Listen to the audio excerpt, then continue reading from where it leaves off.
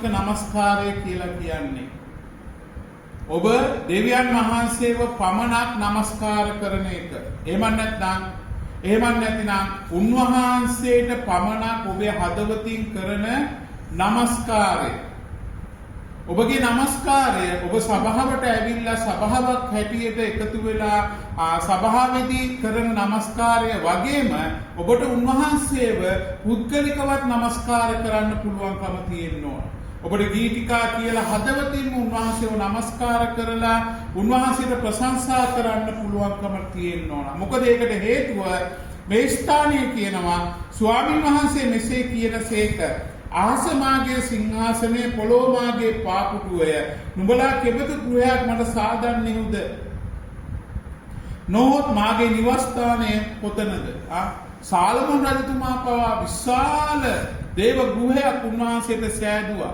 නමුත් සාලමෝන් රජතුමා පවා පාපයට වැටුණා. ඒකට හේතුව තමයි හදවතින් ඔහු පාපයට වැටුණා. දෙවියන් වහන්සේ එක්ක හදවතින් ඔහුගේ සම්බන්ධතාවය කැඩිලා බිඳිලා ගියා. නමුත් උන්වහන්සේ ඉල්ලන්නේ ඔබේ මේ ආත්මික නමස්කාරය හැටියට ඔබේ හදවත, ඔබේ ඇතුළාන්තයේ ගැඹුරෙන් එන ප්‍රශංසාව නමස්කාරය උන්වහන්සේට ඉතාමත්ම වැදගත් ඔබව ආත්මිකව වර්ධනය කරන්න. ඉතින් ඒක ප්‍රධාන දෙයක් ඔබේ ජීවිතයේ කිතුණුවගේ ජීවිතයේ තිබිය යුතු ප්‍රධාන කාරණාවක්. ඒක වෙනස් වෙන්න බෑ.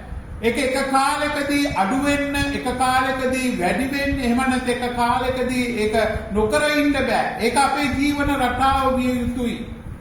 අපි නමස්කාරයක්, ගැඹුරු නමස්කාරයකට එන හැම මොහොතකම අපි ගැඹුරු පසුතැවිලි වීමකට පැමිණිය යුතුයි.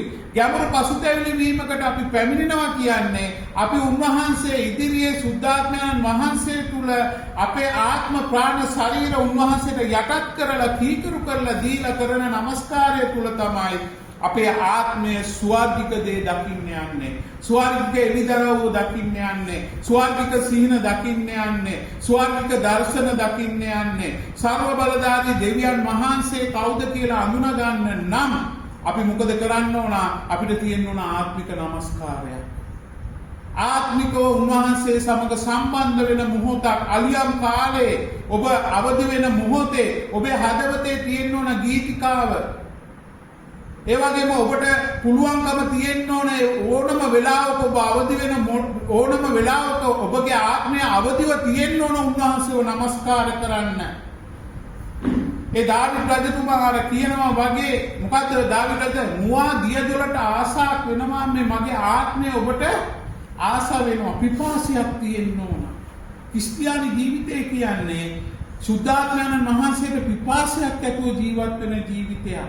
මේ කාර්ය බහුල ලෝකයේ මේ පාපිෂ්ඨ ලෝකයේ පාපයේ තුල අපි පාපයේ තුල ජීවත් වෙන මනුෂ්‍යයන් සමග ගනුදෙනු කරන අපේ රැකී ආරක්ෂා වලදී අපේ ව්‍යාපාරයන් වලදී අපි කරන මේ සියලු දේදී අපිට හරි අමාරුයි දෙවියන් වහන්සේගේ රාජ්‍යයේ දේ අල්ලගෙන තදින් අල්ලගෙන ඉන්න.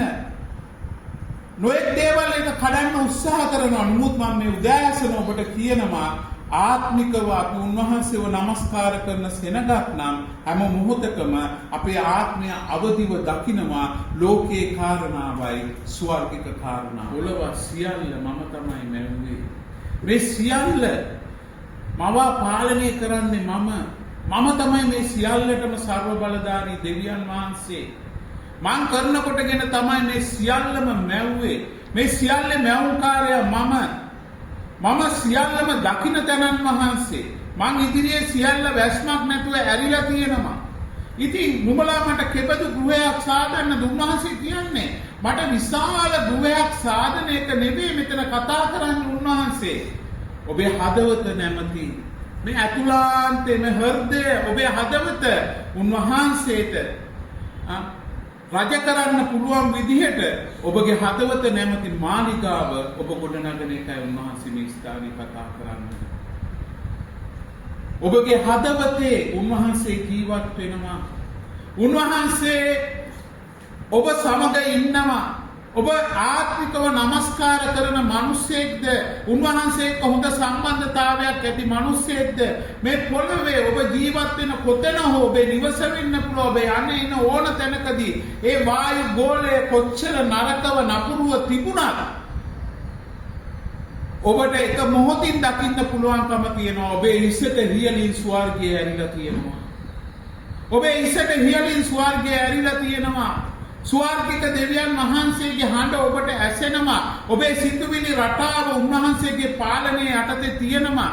මේ නපුරු දුෂ්ට ආත්ම යක්ෂයාගේ මඟ පෙන්වීම තුලින් ඔබ බැහැරව උන්වහන්සේට ළඟව ජීවත් වෙනවා කියන එක ඔබේ හදවතේ තියන්න තමයි උන්වහන්සේට අපි හදවත පිළියෙල කරලා කැප කරලා අපි බාර කර යුත්තේ.